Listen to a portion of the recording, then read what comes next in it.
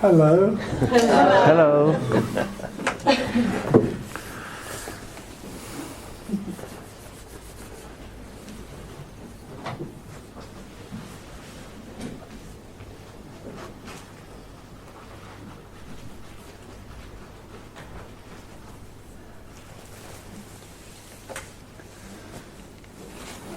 So what we're sharing in today is a mystery. It can't be known. We'll never end up with any sort of answer. There is no answer. There is just what is. What is empty fullness. It's both empty and full at the same time. This is empty fullness. It's just energy in this form. There's nobody in it, it's just energy appearing as this. This is what is happening. And that energy is completely free, utterly free. There's nothing that influences it. It's boundless.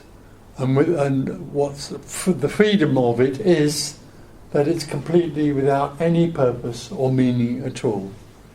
So none of this, none of the thing that we think of as the world and the story and our lives has any meaning or value of any kind at all. Isn't that wonderful? It just is apparently happening. That's its freedom. There's nothing that influences it at all. There's no God, consciousness, or any of that nonsense. There's nothing out there that's tried to get anywhere. There's nothing out there that's ever been anywhere. This is immediacy. There is only immediacy. It's this. Boom.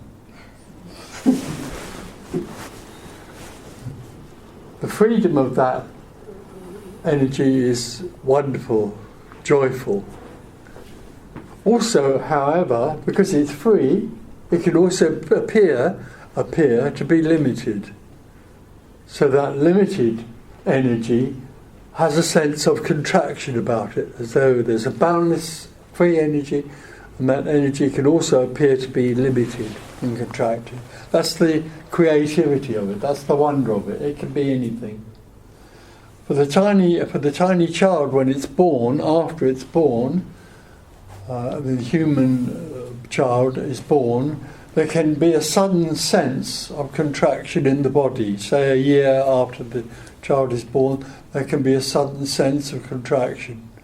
And it's brought about through, or together married with a self-awareness. Suddenly there's just boundless childlike energy and innocence, which suddenly becomes bound.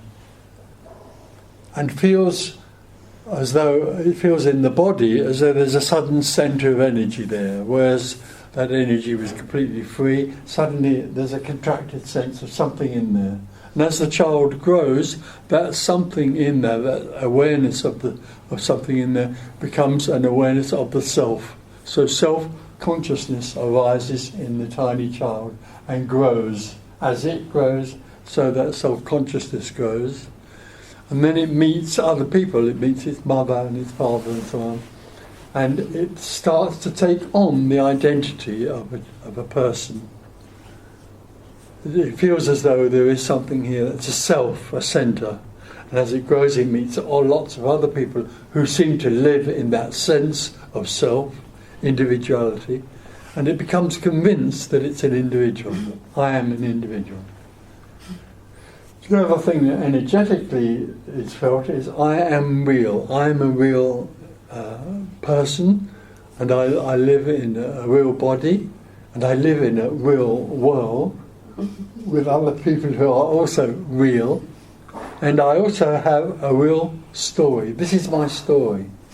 I was born, I'm now living, and then I'm going to go on living for a while, I hope. Ha! and that is my life story. This becomes normal. This is normal. Nearly everybody in the world go out in the street and ask them, yes, I'm a person, I'm living in this world, it's real, I'm real, and it's a real story. The other thing that is that the individual is absolutely convinced of is that it has choice and free will.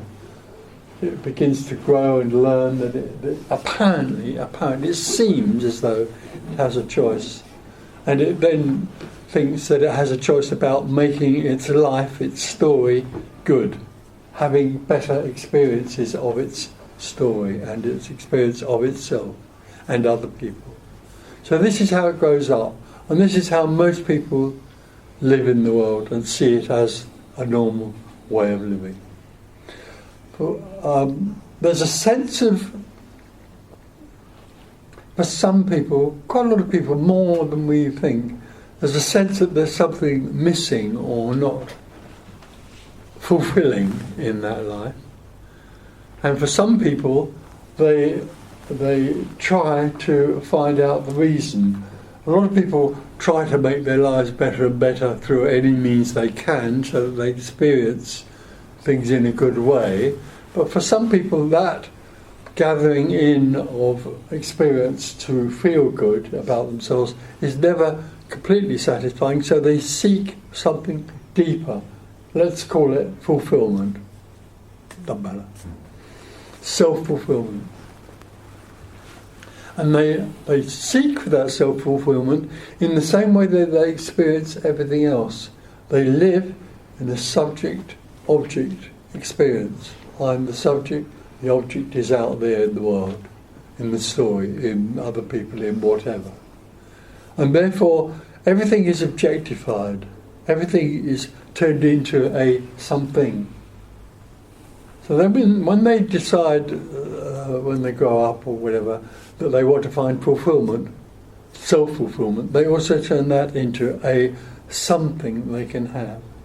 And they go to other people, they learn that there are other people that maybe who have found enlightenment or found fulfillment, and they go to other organisations and teachers to learn how to find fulfillment. It may be a religious effort of some sort, or it might be these days to do with the mind, psychotherapy or any of that sort of thing. And they seek this fulfillment in different ways, but they have learned, or they think they've learned, that they have to use their own free will and choice to be fulfilled, and they have to go through processes to be fulfilled, all sorts. There's dozens of them, hundreds of them. The processes that are on offer and promise self-fulfillment. So all that's been described so far is what seems normal. But what we're going to suggest here in the next day or so is that the whole of that is based on a complete and amazing illusion. And that is the illusion that I am real. I am real. The story is real. The world is real. The idea of fulfillment is real. And I have real free will and choice to find fulfillment. All of that is real. And that's the illusion. It isn't that the wall is an illusion and the sky is an illusion and so on. It is that the feeling that the wall and the sky are real and I am real.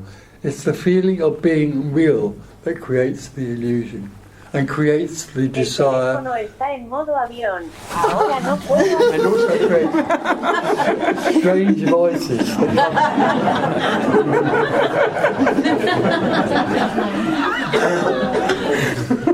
So this is the illusion that people live in, and it takes them to all sorts of places and can only lead them in the end to dissatisfaction, because what we're going to also possibly discover, or certainly talk about here, is that what is really sought can't be found. It can't be found because it already is. What we long for and seek is this already. It's here. It's already here. It's not down the road, it's not up the road. It's not after you've meditated for 10 years or giving me lots of money, although actually that was one idea that I had. It's not about doing anything, it's not about finding anything, it's not about sacrificing anything, it's not about going through a process to find something, because what we long for already is. And directly the effort is made to find what is looked for, it's already a confirmation that it must be somewhere else, that what is longed for is lost. And directly it's confirmed in here that what you look for is lost, that it'll always stay lost because it'll be you looking for it. So we can talk together and share ideas. We can also talk together about how the individual seems to take form and the beliefs it takes on. We can also talk about the beliefs that the individual has about the world it lives in, about fulfillment, about all those things, about all the things that are on YouTube and other places which promise fulfillment. We can talk about all of that. And in the end, it's possible, after a while, that all that will be left will be absolutely nothing. So, let's enjoy. Thank you.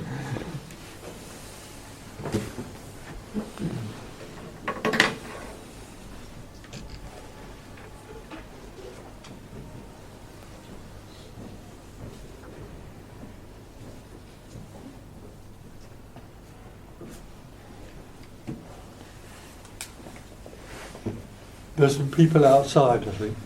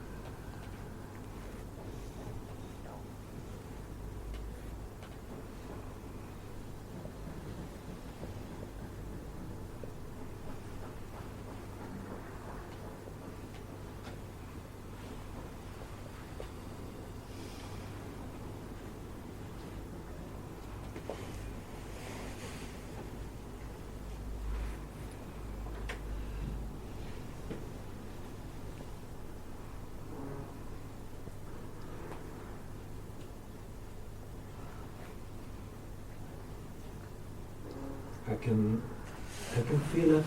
I resonate very much with what you're sharing or what is coming out. And you're saying it's not real, but it feels very real, no? The world. What feels real? The world, the separation. Right. Okay. Yeah. Yeah. Anything, my body. Yeah, absolutely. My body. Yeah, my body, my car, my house, my whatever. Yeah, no, absolutely. This is what you've grown up with. Yeah. Mine. It's mine. Mine. My life. My life. Yeah. My hopes. Yeah, and also my dreams. They'll all could be destroyed completely here. And it is getting destroyed. It doesn't matter. Yeah, but I can see, like being a seeker, no.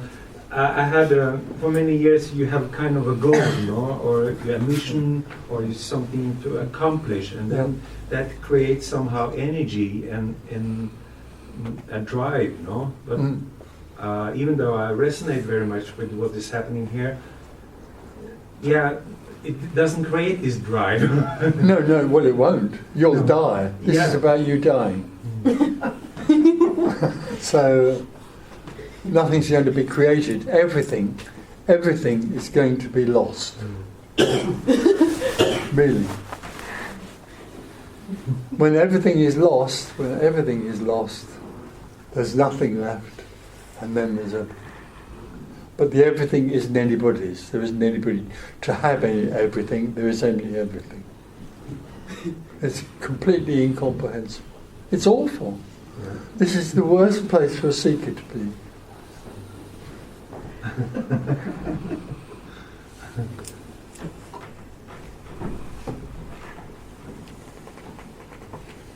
But you haven't got to look for something complicated. It's this. You're sitting on it. You're breathing it. It's being breathed. It's being sat on. It's this already. The beloved is here. There's only the beloved. You don't have to work it out.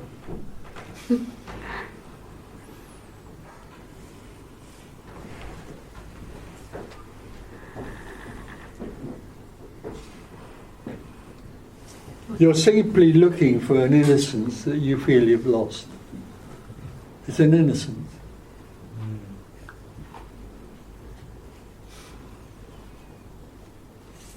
Sorry. The difference is, though, I can be sitting here in this, but I still might feel anxious or nervous or uncomfortable, whereas that over there is just like, hey. No, not at all. This can feel nervous or uncomfortable. Okay. But there isn't anybody feeling it. So it's just this. Okay. The nervousness and discomfort arise in me. The me lays claim to it. I feel uncomfortable. I don't want this experience. I want another one.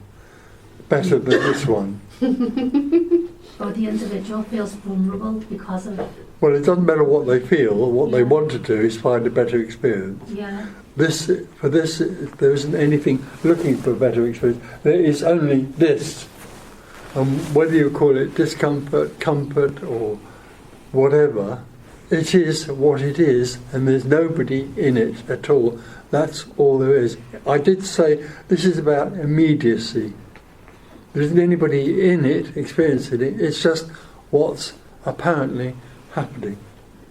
So feelings in the body are what's happening. Just what's happening. This is what's happening. Look. Nobody's doing it. It's what's happening. So it's amazing. It's amazing. Look.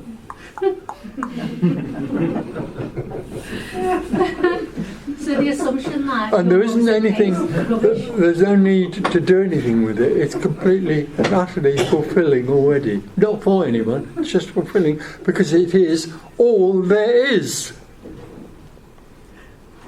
So you don't have to go somewhere else to find something else or compare it with something else and think, oh, I'd rather have that, I'll have that. And you never get that, by the way. Did you notice that? It's a completely different way of seeing everything, except that there isn't anybody that sees it. It's life happening rather than life happening for someone. and life happening for someone, and then wanting an alternative to what they're experiencing. It's the end of experience.